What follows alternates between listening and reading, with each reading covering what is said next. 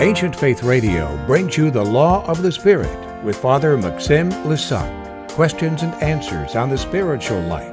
Father Maxime is the priest at Christ the Savior Orthodox Church in Ottawa, Ontario.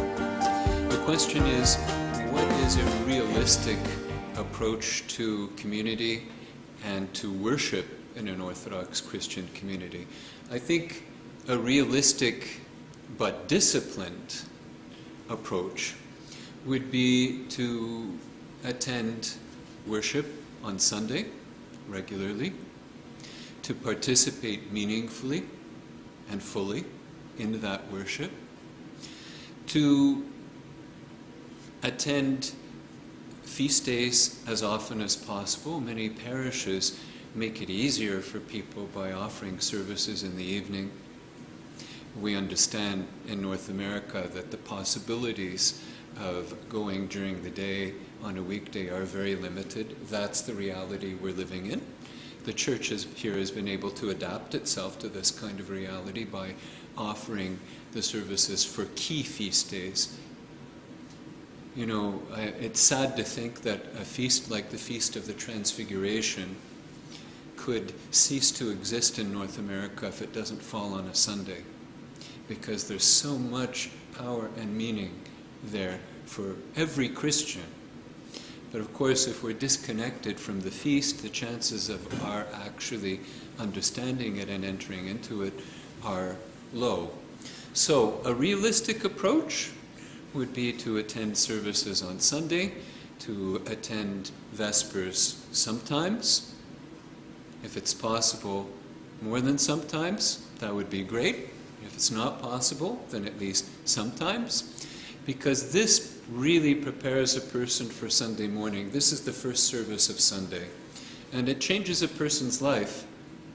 You know, it's very hard to compartmentalize and to split spirituality from so-called daily life, or real life, as some people think of it, when a church service enters a Saturday. It really forces a person to prepare for the next day. So here it isn't a question of simply getting our attendance statistics up in Orthodox parishes, but I think, to put it simply, a realistic approach would be to do everything you can within reason. Within reason.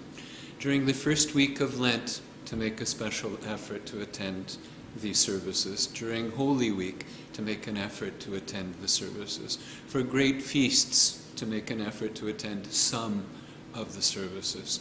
And where not possible, to read the lections, to read the readings on the calendar, maybe some of the liturgical hymns, to try to connect with it.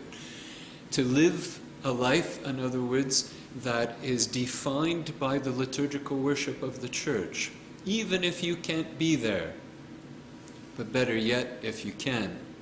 Not to feel guilty about the times that legitimately you couldn't be there because you were ill, because you're working. Many people are working schedules that don't allow them to attend some of the services. Or when there are legitimate needs in your home that need to be cared for. But remember that being shaped by the services is a legitimate need for you and your family. And so you need to make a decision to incorporate it. But I don't need to tell you that this isn't the norm in North America. Who goes to church for Vespers Saturday night here? Who? Feast days, apart from Christmas, who goes? This is a reality we have to live with. It's not for us to judge others. I'm not talking about that. Quite the opposite. I'm just saying a person has to make a decision on his own, on her own, and not try to look around and say, well, I'll do what everyone else is doing. We don't have that reference point here. Well, I know we're aware of that, but for some strange reason, while we're aware of it, we still do it. We have to stop Ask what is reasonable, ask what is possible, and do that simple thing. That's part of our ascetical lives. You know, people think of asceticism in terms of very dramatic events sometimes. I'm going to go on a pilgrimage to a special place. This is, of course, a very beautiful thing, if you can do it. But our asceticism is manifested in simple ways. Go to church. You want ascetical activity? Go to church. Even sometimes when it's inconvenient. That's asceticism. Forgive quickly. Pray. These are simple ways that we practice asceticism. And it helps us to avoid the splitting of the spiritual life from the rest of life, so that it doesn't become a so-called spiritual compartment.